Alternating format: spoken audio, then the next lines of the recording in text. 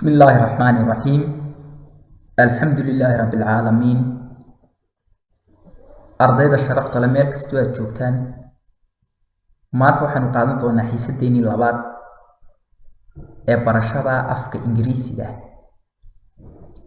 haddii ilaahay ka dhigo insha Allah, barnaamijkeennan barashada afka Ingiriisiga aan kasoo bilownay basic hoose ama salka hoose, waxaan rajaynayaa insha Allah inaynu ka gaadhno halka ugu sarreysa ee luqadda Ingiriisiga laga gaadho. taasina waxay nooga baahan tahay dadaalkeeda iyo samirkeeda iyo sida casharada u soo xifdidaan.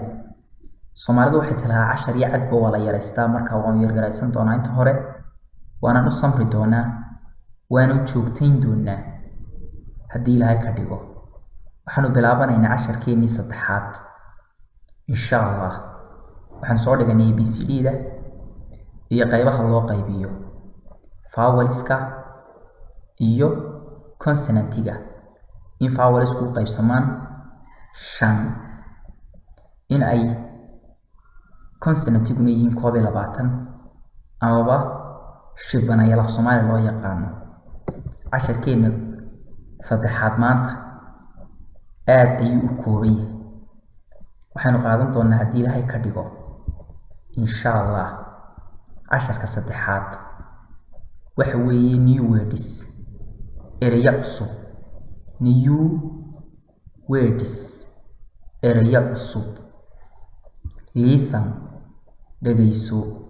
listen, dhegayso. tadaa laguma dhawaaqayo, waxaa loo odhanayaa listen, listen, dhegayso.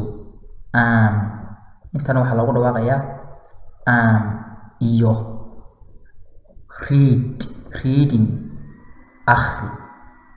reading, akhri. then, intana waxaa loogu dhawaaqayaa then kabacdina write, qor. write, qor. write, qor. marka waxaan iska bilaaban doonaa haddii ilaahay ka dhigo ereygeena koowaad. waa 5 erey ayaan dhigan doonaa. 5taa erey baa arday kastaba soo xifdii doonaa. muhiimadda lagaa doonaya waxa weeye 5taa erey inaad xifdidid. intaas sare waxba ku mashquulin.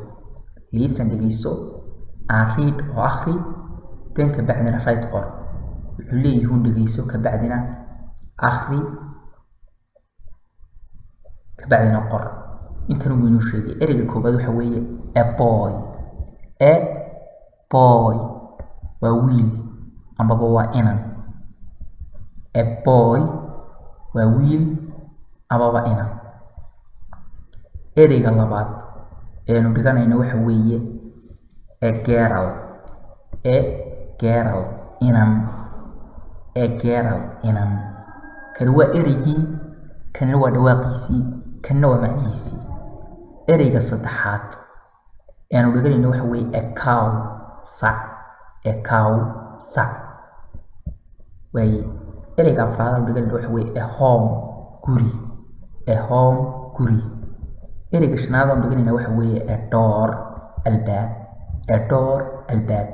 ereygan hadduu hore kuu soo barad qoraalkiisa aqoonin, maanta faa'iiday ku noqonaysaa qoraalkiisa iyo dhawaaqiisaba qor.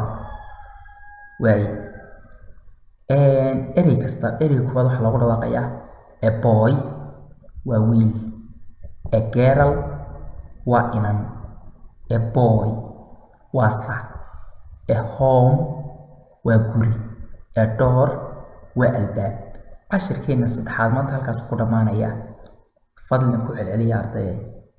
luqaddu waa ereyada yar oo la isu geeyey ayaa hadhow noqonaya maxay ahayd tolay guul weyn iyo inaad luqadan aad ku guulaysatid. wax adagna caalamka ma jiraan. inta haddaad maanta 5taa erey xifdidid, haddii ilaahay ka dhigo berrina 5 kale xifdidid, luqaddu waa ereyadaas oo la isugu geeyey.